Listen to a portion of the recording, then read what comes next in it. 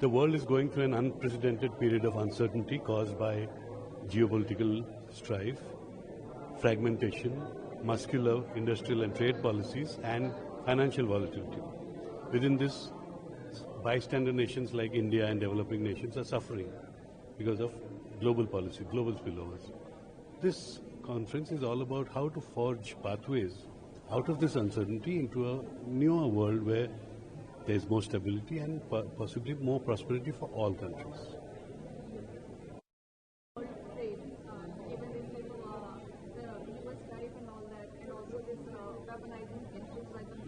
Yes. So this is resulting in fragmentation of the trading and financial community. Earlier, there was a rule-based system.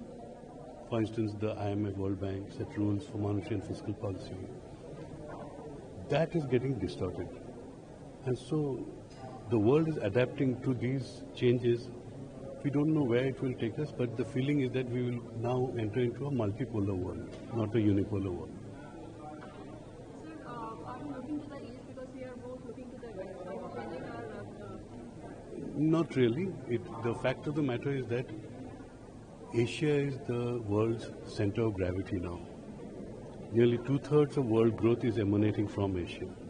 And it will likely be so over the next century if destabilizing forces like wars or demographic change, aging populations do not take their toll.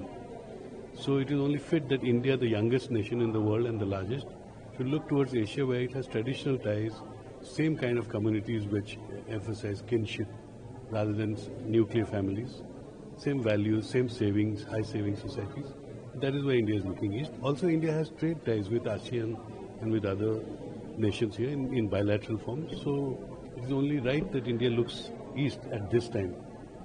How do you see the growth trajectory of the economy? If you take the period after the pandemic from 21 to 25 fiscal years, India is averaging 8% plus growth. 24-25 was a cyclical correction to the rebound from the pandemic. And as you know, in the first quarter, we are already at 7.8. So we are again reaching back to the 8% plus growth. That I see as India's trajectory. Currently fifth. This year we will become the fourth. And we are the fastest growing economy of the world, contributing 1/6 of global growth.